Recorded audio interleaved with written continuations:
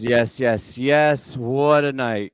Kev, I want to tell people right up front, right off the bat, that you and I are going to be butting heads a little bit tonight. I can tell already just from our green room, but I think that's okay.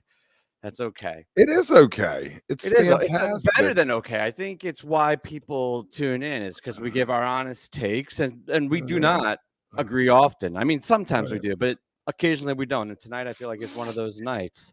After the 2 nights of the Pittsburgh lot, it seemed like Syracuse was a pretty chill spot to see a show. So off the top, that made it gave it some pluses for me. Oh well, yeah, versus Star Lake and Burgettstown Yeah. and everything. Yeah, no, definitely. This venue, from everything I could tell and all the feedback we were hearing, is a top-notch place to see fish. Although the lawn lights were kind of a fucked up thing. Llama already? Jesus Christ, we're 1 minute into it. Okay, as the only member here who's been to that venue, I'd like to weigh in a little bit. Okay. That it's an absolute shit show to get into that motherfucker. And What venue is it? It's in Syracuse. It's Lakeview. It's like built on like sewage. Well, but that's beside the point. They made something nasty and nice out of it. It is a nice looking venue, but it is a bit of a hike to get in there. And unless they've vastly improved it, which with the number of times it's changed hands, I doubt they have. Parking is kind of a nightmare. But like once you get in there, it's definitely a good spot. And it's probably a top 10 lawn. All right, that's fair. And honestly, we're just speculating. None of us were at the fucking show, right? We're just speculating on the feedback. I mean, I'm basing it off of two things. I'm basing it off of the cop popo pics that we saw throughout Star Lake, right? Just like infested everywhere, and the way they were handling things.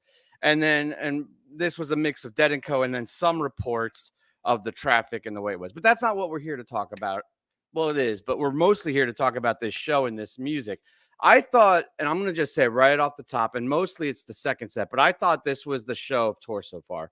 I think they elevated their game tonight. I think this was probably most certainly the best night of the tour thus far. I think it's going to continue to get better. I think MSG is going to have ultimately the best nights, but tonight was just a great show for me.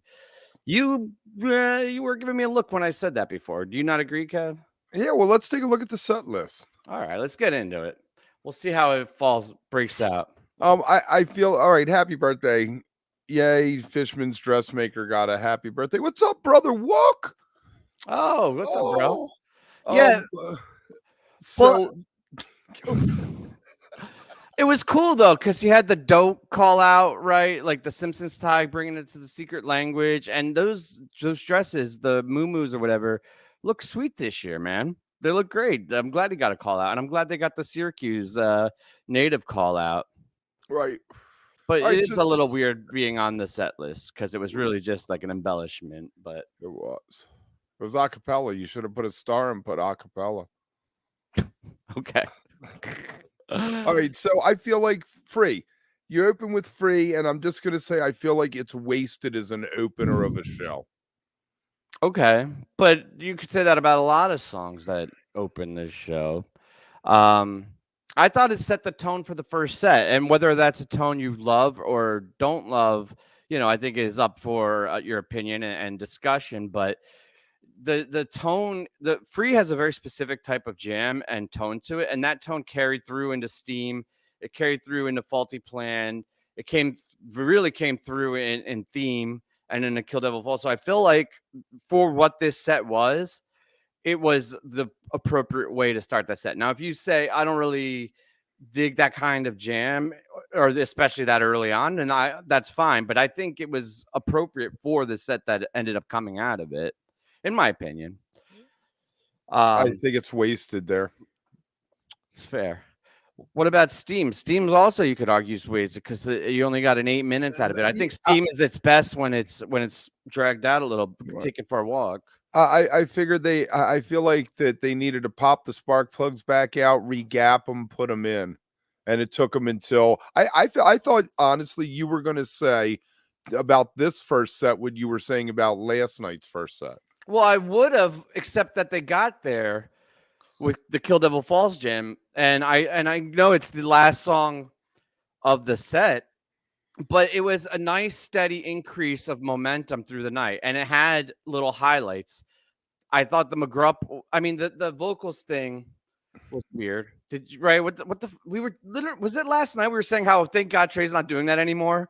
Motherfucker. And then all of a sudden he's reaching all over the place. But that was a highlight, I thought. For me, I'll be honest. I have a soft spot for 09. Like, just, I guess a lot of people do, right? Like with them coming back, and there's certain songs that, aren't fan favorites, but they have like a soft spot, and Faulty Plan is one of those. So yeah, I don't know. Jumping all over about McGrupp, this goes to my theory that we're going to give everybody in every town a little something special, because McGrupp, like, you get that once a tour maybe if you're lucky, Yeah, and this definitely had that Sunday night one-stop shop type of specialty to it that they have been known to do. Right. And then Evolve. Yes, sir. I would argue that Stealing Time would be the more special one because it was the debut for 2023. They played McGrupp not too long ago in Mexico. So you hear that one more than once a year, So. Yeah, but I don't think that anybody leaves a show saying, "Oh, I caught a faulty Stealing Time." Like that's you know what I mean. But like there are people chasing McGrupp. I don't think anybody gives a fuck if they catch a Stealing Time or not. You know what the thing with Stealing Time is? It's when I catch it, I'm pleased I caught it, and it has a lot of face melty potential just from the guitar riff. But it's not really a song I ever think about otherwise. When they don't decide to play it, I'm not thinking about it. I guess it's I got a blank space where my mind should be, like hearing that live and being like the whole audience saying it and dancing with like. I don't want to disagree like it's with one of the you, better but ones, but I don't want to disagree with you, but I think that song has the worst fucking lyrics on earth. But I love the guitar. I feel like that's hyperbole. I feel like there are songs with worse lyrics than that. It could be. It could be. Man. I got this great Stealing Time shirt with the clock from Loki. Oh yeah, I designed that. It was a hot shirt. That was a great idea that never. Ken, can you bring us back on track? I feel like we're a little bit derailed. Okay, let me ask you. Evolve, middle of the set. Now, do you think Evolve? I feel like that should be an opener at 6 minutes. That's a good entry point into a show. Yeah, I could actually go without it personally. I don't want to hate. I don't want to be the guy that always hates on new music, and I won't, because there's actually a newer song later in the show that I fucking love. But Evolve, especially when he's writing so well and the band's clicking so well on so much new material, why try to force these other songs that are just not hitting it? And that's my opinion. I don't think Evolve is on that same level as some of the other new materials. So I'm kind of like, leave it. Don't put it at the start. Don't put it in the middle. Don't put it anywhere. But I mean, it's fine. It was 6 minutes. It's not gonna, make or break a set. But then we get the Stealing Time, which you guys were talking about earlier, but it's 5 minutes. It's like the album version we're going through again here. All right, let's knock out 3, 4, 5 songs real quick, short. Let's pad everybody's stats a little bit. Yeah. Yeah, I don't know. I mean, I think you're right. What you were saying yesterday about trying to get, a bunch of songs to people, and the idea of people not going on tour as much and hitting isolated shows. I think Thank you, Frankie. Thank you, Frankie. I think these songs, though, if you're gonna give me short songs, I'm okay with these ones being short. So far, the ones we've talked about. Me is the exception. That this one really left me wanting more out of it. It was like not even worth bringing up with how little they gave you of it. You know what? I think that you and I both got spoiled with that Hershey Park one back in 21. Oh my God. There was like 9 minutes. They went several times through the jam, came back to it. It does feel like it's a waste to not use that. It's got such a great, place to come back. Yeah, the structure in it is really awesome. And especially tonight, which was definitely clearly, a Fishman joy fest, right? With just like Fish just having fun and being silly and shit.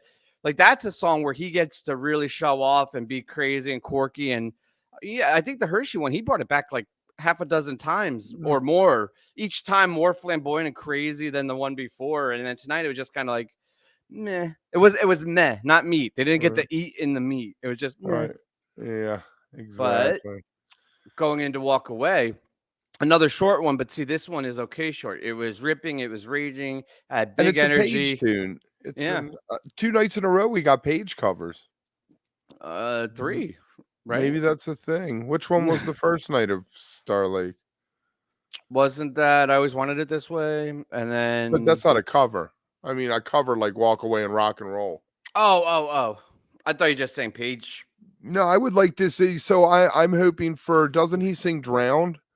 Maybe we get a "Drowned" at the Man. That would be sick. Although I feel like that might be an MSG hold off. No, but yeah. So all right, I can see what you're saying though. As we're going through this, as we're walking through it piece by piece, this set did not have a ton of melt your face, mind blowing. Wow, that was really great. But everything's really well played, right? There's no major flubs. There's nothing that's detracting from the set. And then so at that point, it depends where you go from there, right? It set the stage for the night, and then it could go one of two ways. And I think this point, well, after theme, I mean, theme was great, but actually in theme, I would say theme is when the crossroads started to happen and where they decided to finally start opening it up. I was joking with you guys before, like, oh shit, they remembered how to jam something out before 9 o'clock. And then from this point on, this was where I think this was a phenomenal PHiSH show. I feel like when Spring Tour, we were getting third, fourth song in, we were getting a 10, 12-minute tune every night.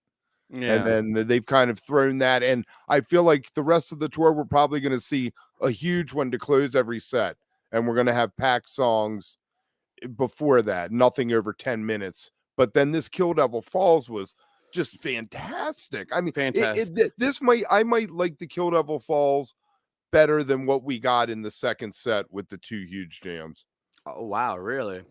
I wouldn't go that far, but I would say that it was fantastic. It was a safer style of jam, right? It was more on tracks. I think it still went type 2, but it was like a light type 2. It was like type 2 on the tracks. It modulated and it got off of the main themes, but it didn't morph and go as far as as adventurous or exploratory as they did with the Tweezer.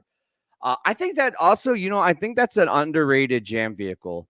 Mm-hmm. It's in that same category as like 46 Days. It's like, you're going to get a good jam, but it doesn't come up as one of the major jam vehicles when, as one does, you talk about this shit on a lot and stuff. You're thinking Disease and Tweezer and, Ghost, but Kill Devil Falls is a high performing jam vehicle. And there've been a few of them over the years. I mean, a lot of times it does end up being an 8-minute song, but there have been a few of them over the years that really had meat on the bone there. So yeah, good for them. Let's make sure we try that again at Dick's when I get to see it. Yeah. What's up, Llama? I just want to throw in one.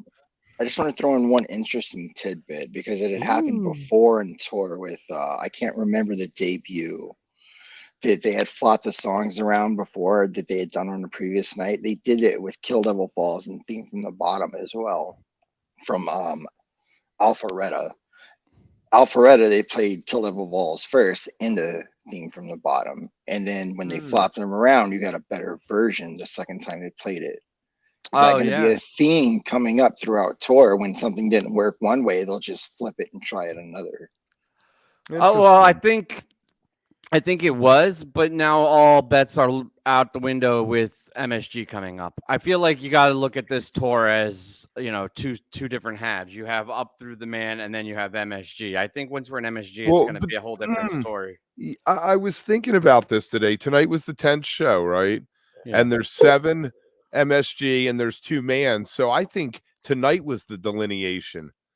Well, by mean and average, but by location and mentality. There's something different about New York and a residency, man. I don't know. Right. We'll see. It's a residency? Yeah. If they're in one venue. See, I decided not based on the show count, but on the traveling. To me, the word tour implies you are moving from one spot to another. So whether it's a 3-stop tour or a 20-stop tour, that's what makes a tour. We're not getting into that fight right now. Let's get into housekeeping. So I got a big announcement. Very exciting news. Oh yes, first like and subscribe. But we had so much info flying around with all these PHiSH shows and these after shows, and there's so much going on. And also we have a lot of notes and put a lot of time in this. So we thought it would be nice to do a little mid-tour recap and discussion, a little panel discussion to really step back and look at the first half of this tour. But we also figured you guys might want some other notable PHiSH experts besides, us dumbass wooks. So we had Scotty B, Mr. Scott Bernstein of Jam Bass fame, and the Skinny, and he's just a phenomenal PHiSH mind. And Benji Eisen, Bill Kreutzmann's manager, frequent guest of the show, good friend of mine. So they will be joining us on Thursday for, what do we want to call this? We didn't even think of a name. A mid-set, the mid-tour spectacular, the mid-tour spectacular or something. Yeah, the mid-tour extravaganza spectacular. We'll think of the name, but we need several adjectives from chat there. Right. Let us know in chat or in the comments what we should call this special event. But we're just gonna have a panel discussion, and we'll look at the debuts, we'll look at the jams, we'll go back and compare the Ruby Waves versus the Tweezers, and see how it all lines up. I would like to nominate the mid-tour mega main event. Noted. But wait, can our producer write that down for us? Sure.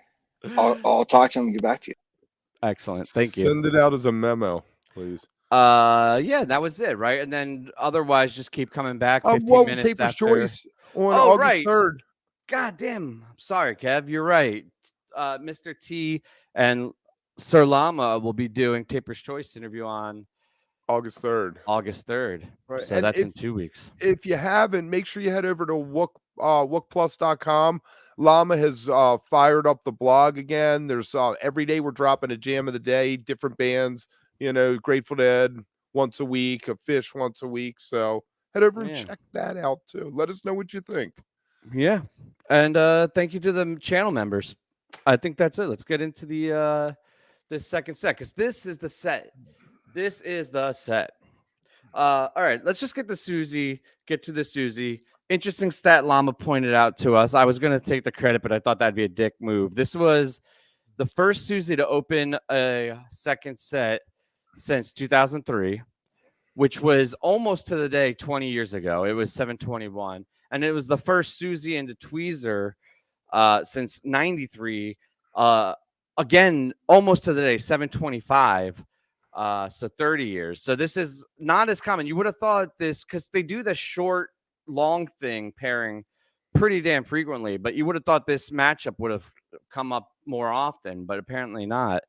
I like the Suzy opener. What do you feel about it?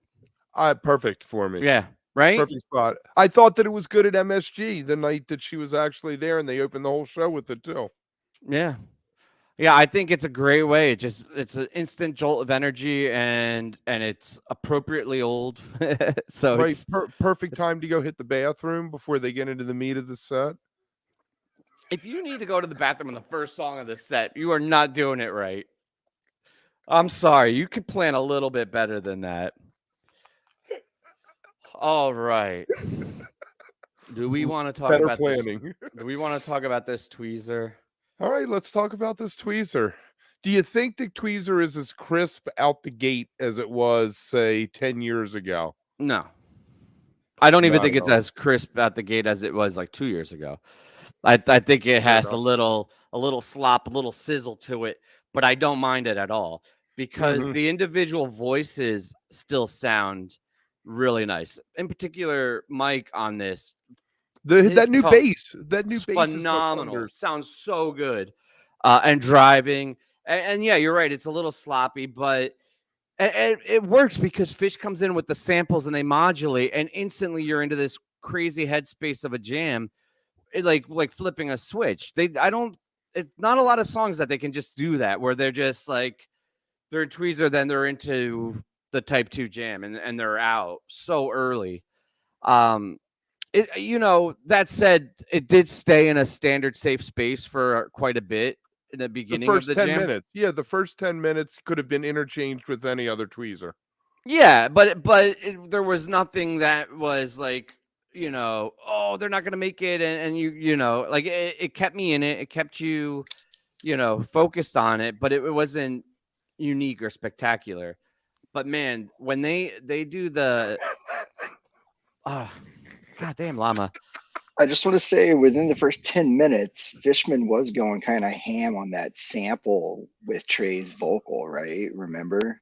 Yeah, for sure. Which I would say would make this unique and different than probably the last 5 times. But I don't. I think I think that silliness right there opened it up.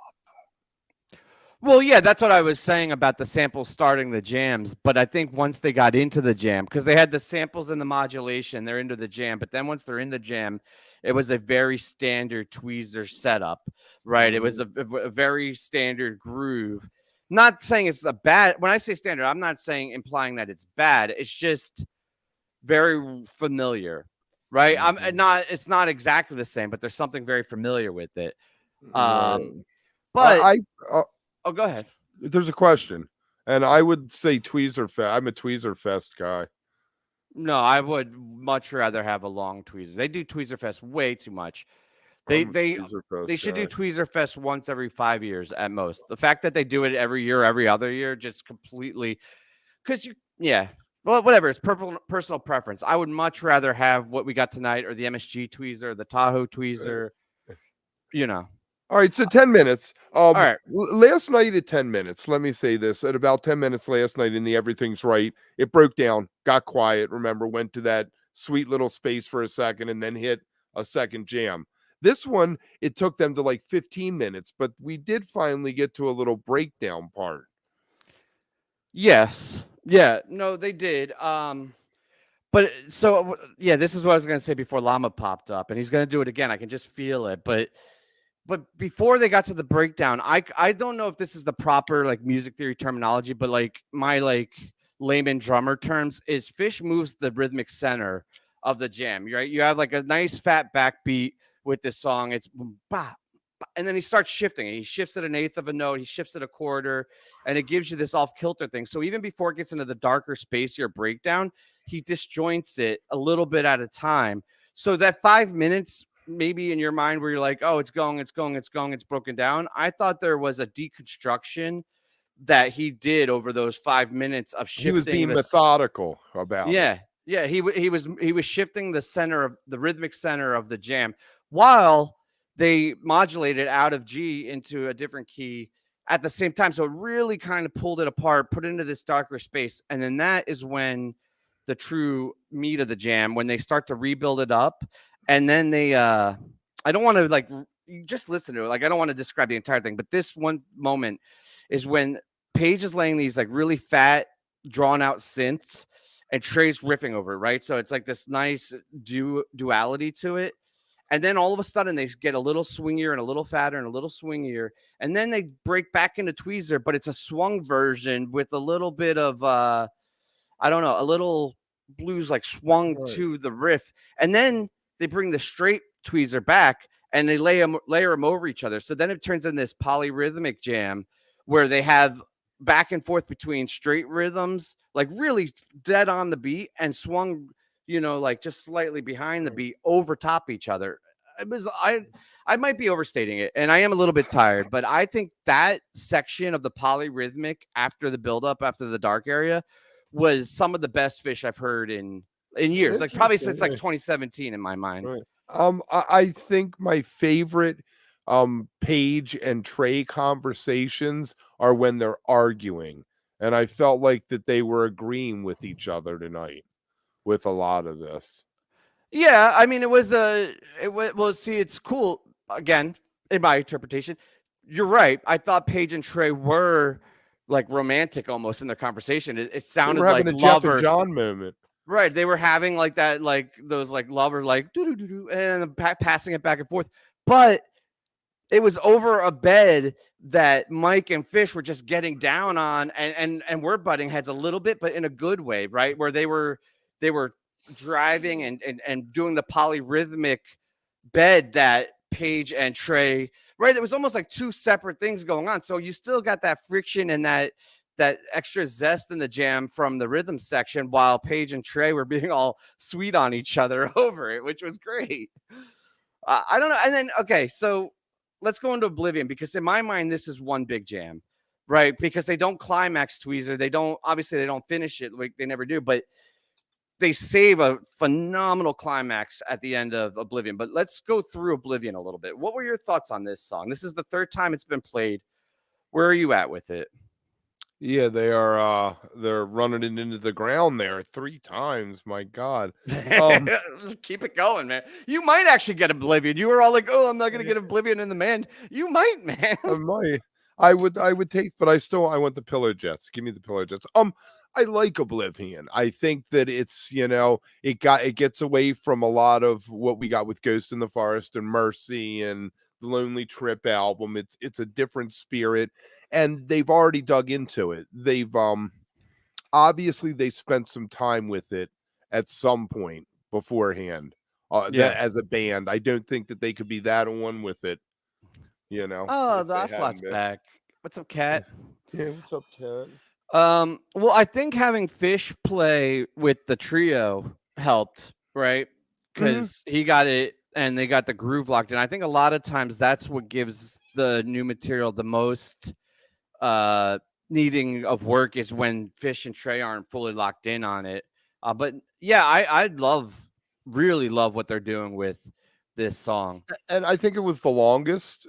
I mean, I think maybe 17 they did the one of the other ones, the one in North Carolina, maybe. Yeah, so this was getting longer, and this is definitely the longest Oblivion thus far. Their comfort level is amazing with it to me. Listening to them, it sounds like a song that they've been playing for years and years and years, which is, sometimes like Evolve, it still sounds like they're tentative, and maybe that's why Evolve 6 minutes and Oblivion has already bloomed to 21. Yeah. Cat, you're distracting the shit out of me. No, Brian, I know that PHiSH was in Goes to the Forest. I think the difference between this and Goes to the Forest is a writing.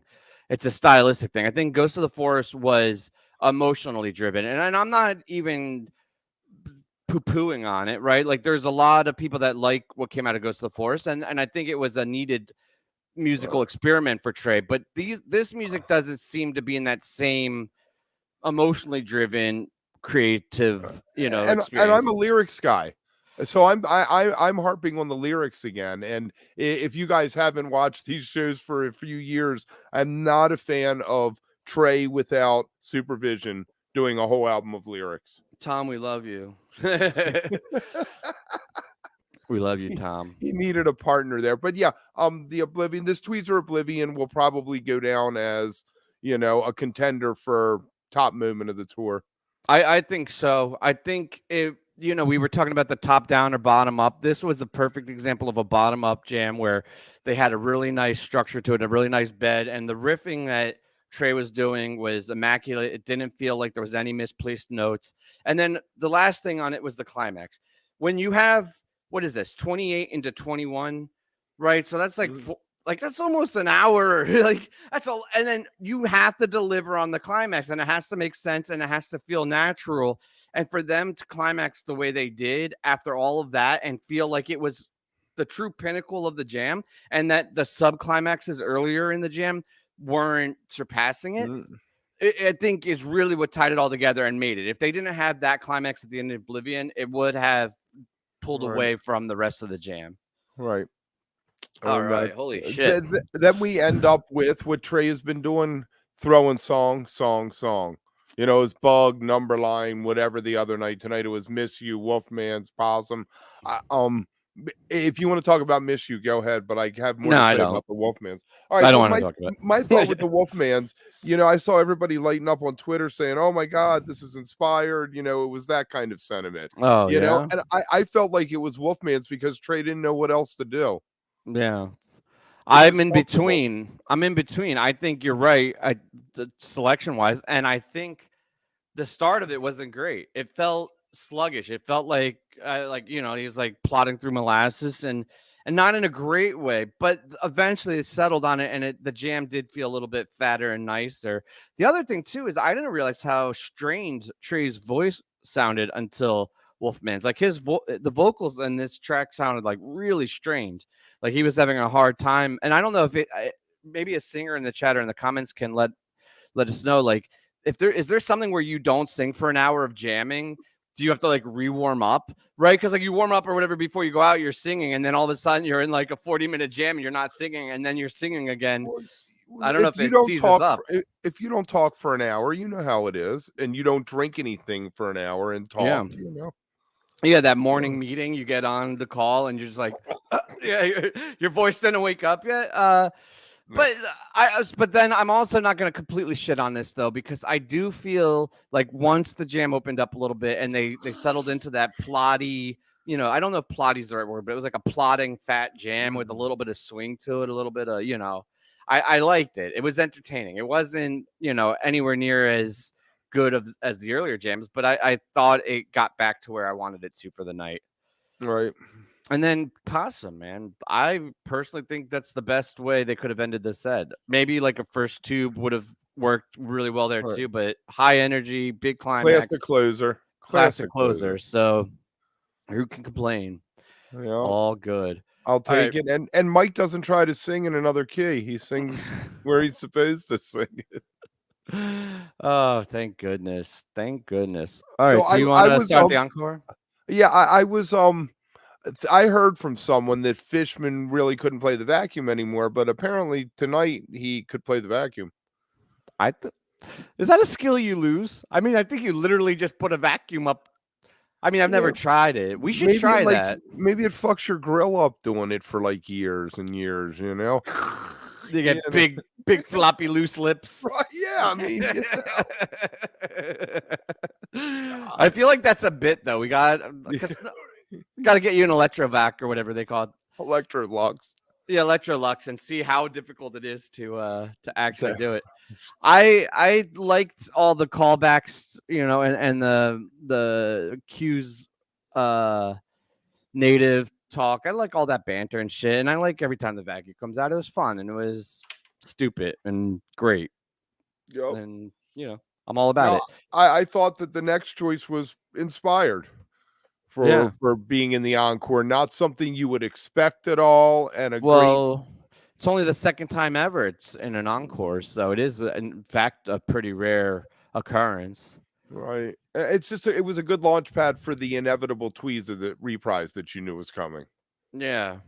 Which I guess they went over curfew, right? Which you got to love that when they do you notice that the quiet part in What's the Use, everyone is quiet for because they aren't sure what's going on, but in Divided Sky everyone knows it's coming, so they hoot and holler during the quiet part. Yeah, but I think that's also the expectation has been built that way because, like, Divided Sky, I don't want to get. We're gonna get derailed on that, but I feel like that's the expectation. I don't know exactly how that started or was decided, but he waits there, and he waits. And the louder you get, the longer he waits. Whereas I think What's the Use?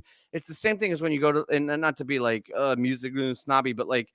You go to the symphony or whatever, you're not supposed to clap until like the guy puts his arms out, right? Like there's like a respect of the music. The silence is just as important as the notes. I don't think that's the case with Divided Sky. I think Divided Sky is more of like it's a moment to feel the energy in the crowd. Whereas I didn't know it, or What's the Use is it's part of the composition. You're making me sound like all douche. Well, I am. You're not, but. Anyway, you do. You totally sound like a douchebag. A fucking douche. What a look. All right, Tweezer reprise. We knew that was coming. I would love. You used to get lots of Tweezers and without reprises. Now, if there's a Tweezer, there's a reprise within somewhere the next night or that night or So there we are. Well, thanks, guys. This was fun. Worst things. First tube on Tuesday. I'm definitely going to be putting that on my fingo. Probably. What else is on your fingo? For Tuesday, Disease. I think Mr. Completely is going to make his appearance there. Oh, that'd be cool. Yeah, I dig that. So. And I'm pulling for a Gula. Ooh, that'd be nice. Well, I hope you have a good show. We'll be here. Join us 50 minutes after Encore. Like and subscribe and share this with your Wook friends. Spread the word. We'll see you next time. I'm paying for a floor show. Gula.